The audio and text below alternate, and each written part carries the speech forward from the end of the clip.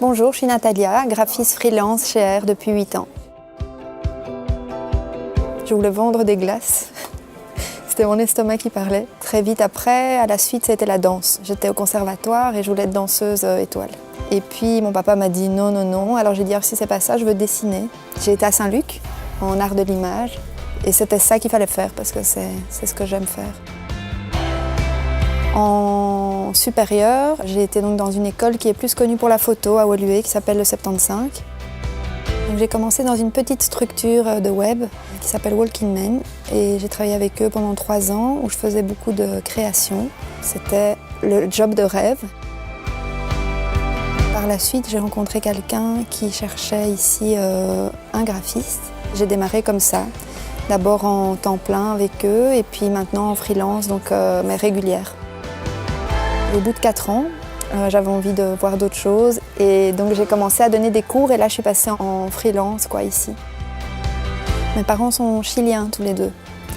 Ils sont arrivés ici après le coup d'état militaire de Pinochet, donc c'est des réfugiés politiques. Donc dernièrement on a bossé sur Ginette, qui est une bière biologique belge. On a pu redesigner toute l'identité graphique avec l'aide de Sophie Normand. D'un point de vue, on avait retrouvé de nouveaux guidelines pour les visus, mais aussi on a pu développer tout un matériel autour et donc c'était vraiment open au niveau de la créativité.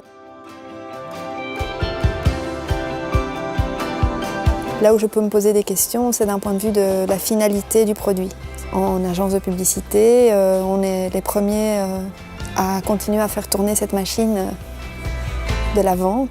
Par moments, depuis que je suis maman, je me pose des questions à ce niveau-là. Réellement, je fais un peu de tout. Ça peut être la création d'un logo, comme ça peut être une brochure. Je m'oblige à démarrer en dessinant dans un premier temps pour visualiser et puis je vais voir beaucoup de choses sur Pinterest. C'est assez large en fait, comme day-to-day. J'ai pas l'impression de travailler en fait. Donc si je suis payée pour dessiner, pour trouver des idées, je me dis mais quelle chance quoi.